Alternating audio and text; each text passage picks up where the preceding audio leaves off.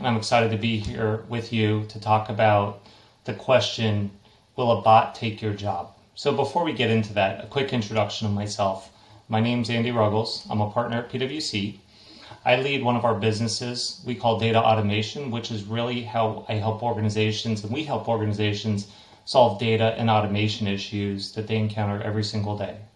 I also happen to have the privilege of leading our relationship with Alteryx, both as a customer. We have over 100,000 users of Alteryx on that platform globally, as well as how we work with many organizations and customers and how they use the Alteryx platform.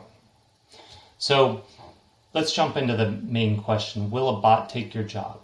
And let me maybe reframe the broader question, will automation take your job? I think this is a legitimate question that I've heard many, many times. And to be honest, it's a question that I've thought about myself. When we think about PwC and our point of view around this, we surveyed over 30,000 employees and asked the question, are you concerned about automation? Over 60% of the respondents said, yes, I am concerned about this. And this was across industries and geographies, and it was a fairly common response. When I think about my personal experience around automation, I remember presenting at a conference similar to this, albeit it was in person, before we went all virtual. And we had a discussion around technology and automation, and we had a Q&A session, and there were about 400 individuals in the room. And one person raised their hand and they said, I'm really concerned about automation, and if we do all the things we're talking about, I'm not going to have a job, and what am I going to do? And so that was very personal and very much resonated with me, that this was a real person with real concerns that was legitimately trying to navigate this issue. So I want to flip the question around, and let me explain what I mean.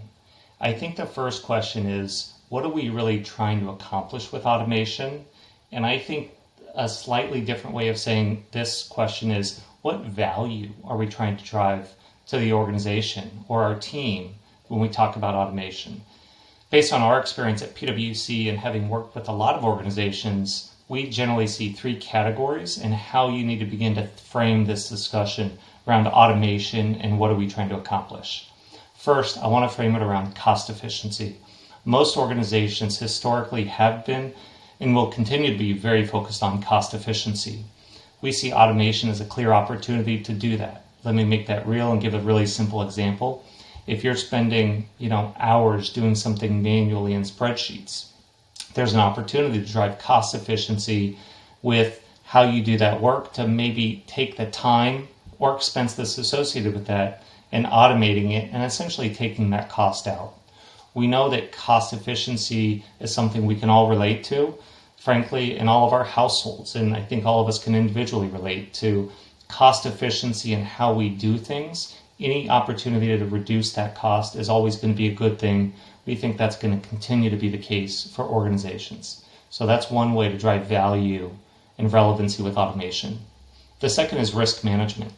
And so one of the things we all know with our customers, with our stakeholders, maybe with the public, if you work on financial statements, is risk and making sure we get our analysis right. One of the ways we use automation to help in the risk management area is if you do something manually, we know there may be skeletons in the data, or maybe the process just really hasn't been looked at closely. By introducing automation to this discussion, we think you can begin to identify and eliminate some of these areas that may otherwise manifest themselves in some challenging reporting issue that creates problems. Our recommendation is try and get ahead of that, and we think automation can force that issue and force you to solve some of these challenges that may exist before they blow up on you. The third way we think about value through automation is really through speed, and speed to insights or speed to analytics. And so I'll go back to a simple example. Many of the things we do simply aren't able to be done in your big enterprise or functional business applications, and we've got people, analysts, that do them manually. Maybe we have people on our team that do that. If it takes 20, 30 hours to perform an analysis, we may only do it once a month. If we can take those hours, call it 40 hours, and convert it to 4 minutes, maybe instead of doing that on a quarterly or monthly basis, we can do that on a weekly or daily basis. What you're doing is really equipping yourselves, your teams, your stakeholders, your customers with more data, more relevancy to make better decisions. And that speed to insight, we think, is really, really key to driving value. Let me put one more dimension on this. What is your individual value proposition? One of the opportunities each of you have, and I look at myself every single day and say, is how am I going to identify automation opportunities, and how am I going to help execute those automation opportunities?